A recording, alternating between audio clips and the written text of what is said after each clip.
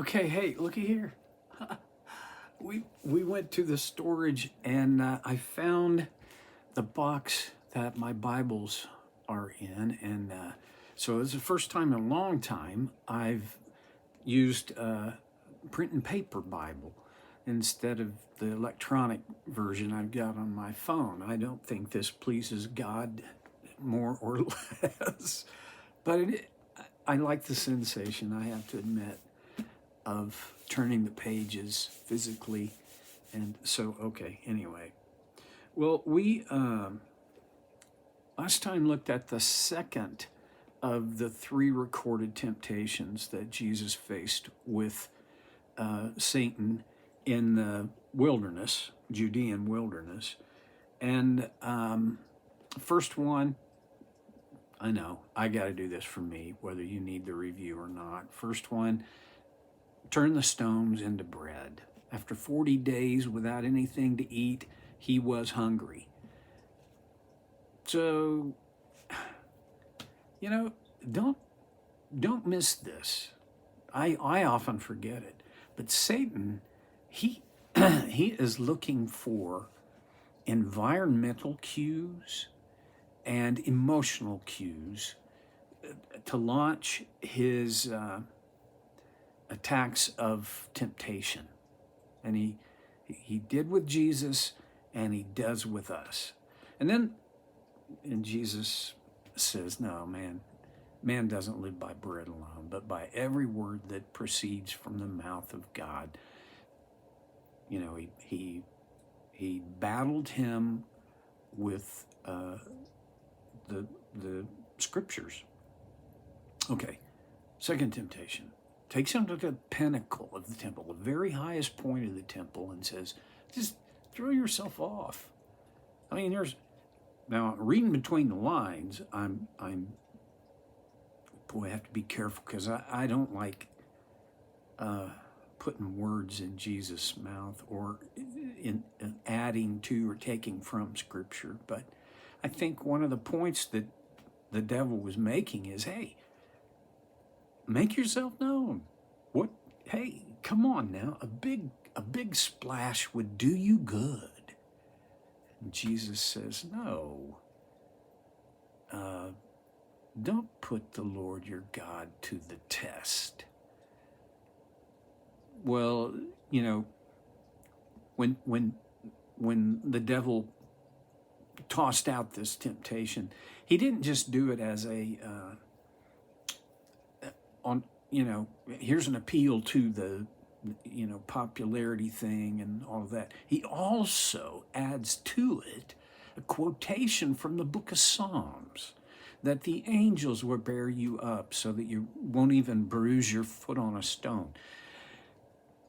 Okay, Jesus had started his rebuttal, temptation number one that we have recorded, with a quotation of Scripture from Deuteronomy. So Satan decides, I can play that game. And he tosses out a Scripture.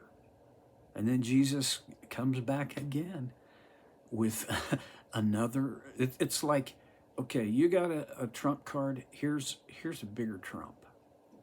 Then in the third one that we have recorded, the devil, well, here's how it reads in verse 8, Matthew chapter 4. Again, the devil took him up to a very high mountain and showed him all the kingdoms of the world in their splendor. I don't know how he did this, but he did. This is one of those times when I don't think I'm the only one, but I think of it as kind of like what was the company that did all the Star Wars special effects, that they would have zoomed in and somehow Jesus, well, this is an interesting thing to me. The devil shows Jesus all the kingdoms of the world. Like Jesus didn't already know? Because I think he did. I mean, he's God. And then in verse 9, the devil says, all this I will give you, he said, if you will bow down and worship me. Okay, finally, he gets to the bottom line. Satan's agenda, when you go right down to the bottom line, has been and always will be to replace God. He's wanted since, my interpretation of it is, since before the beginning of the world, he has wanted to be God, to dethrone God. That's what got him kicked out of heaven. And now, here's what he wants. Just bow down and worship me.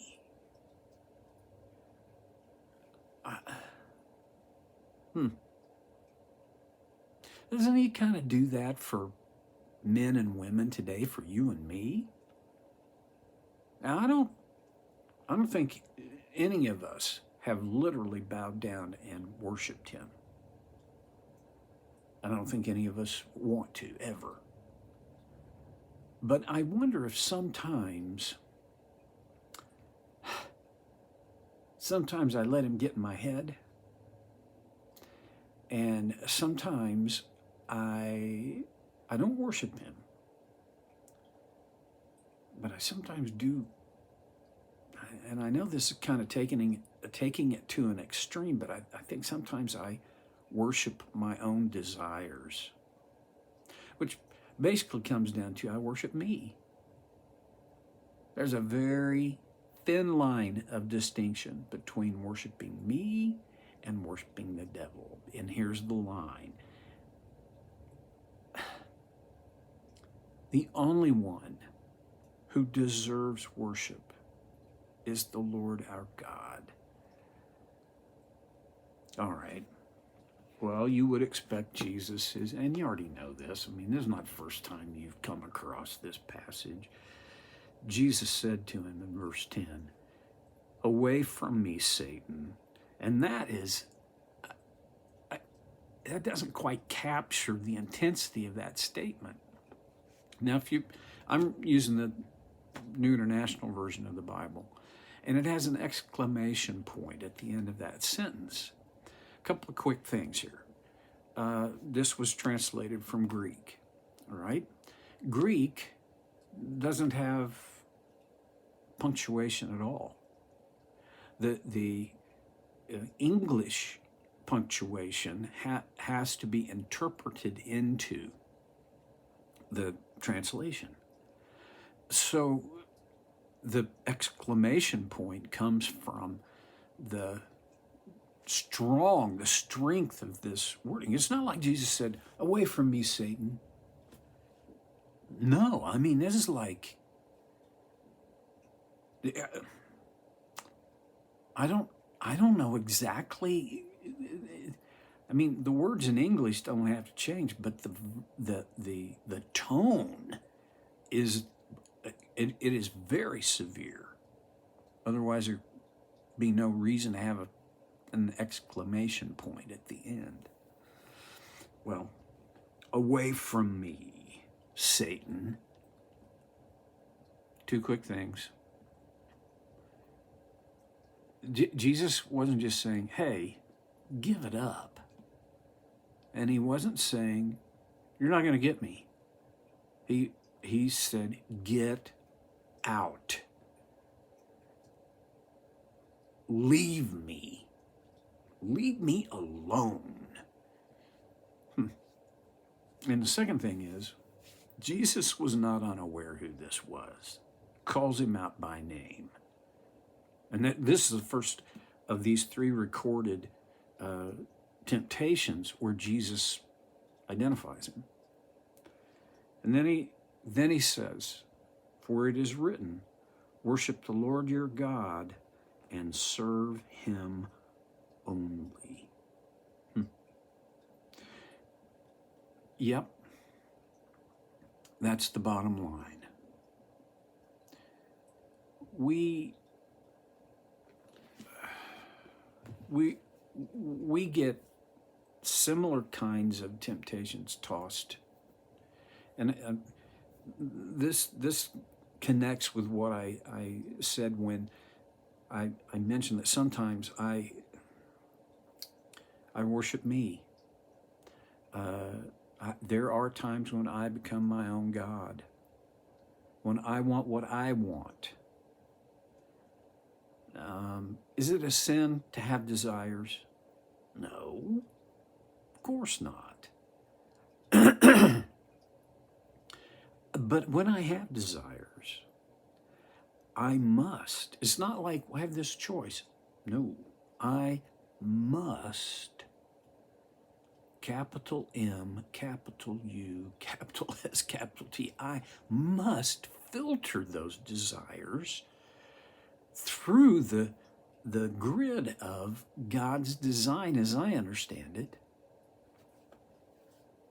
Morally, yes, God didn't leave us to have to make it up as we go along. He made his moral will clear.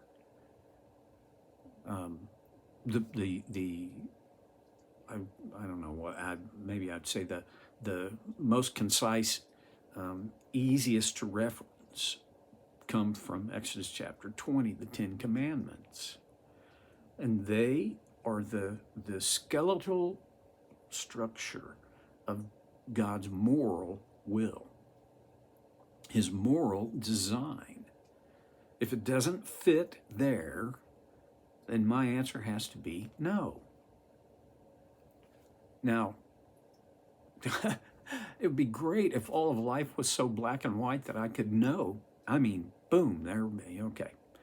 But it's not all black and white, is it? There's sometimes gray areas. So what do you do about the gray area?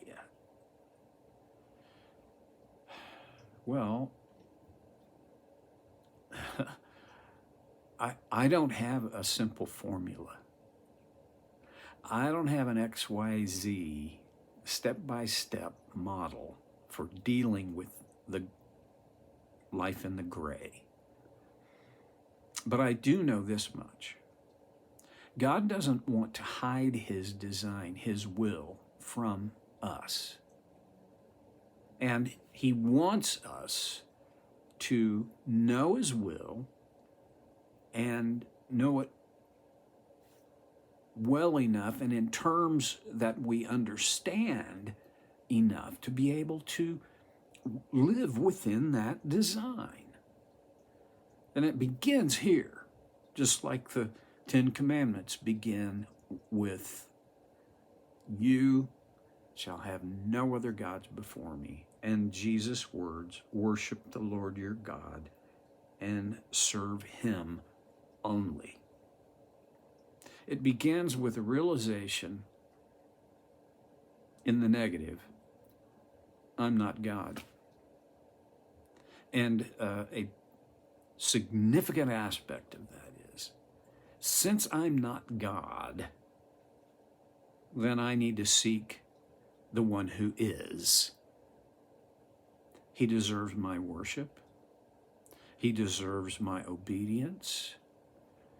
He deserves my whole being. I know this intellectually, okay? But boy, there are times emotionally when I can't quite get my hands around that.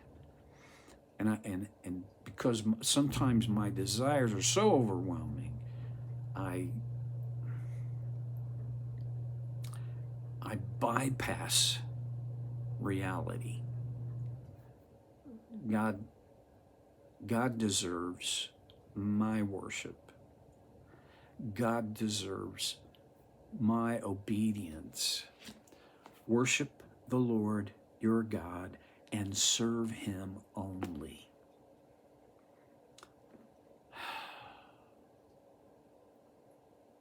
The best way for me to worship is not singing.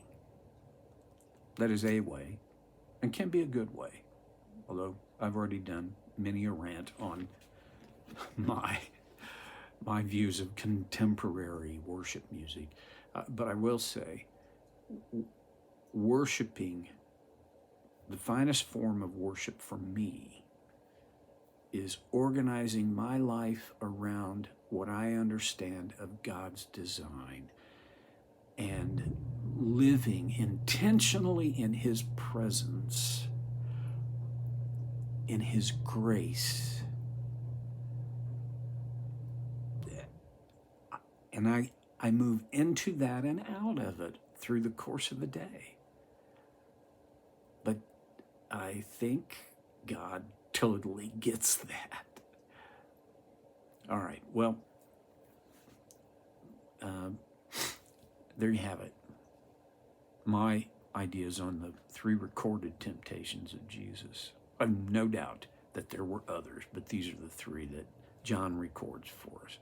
And I'll do better next time on Soul Care with Stevie.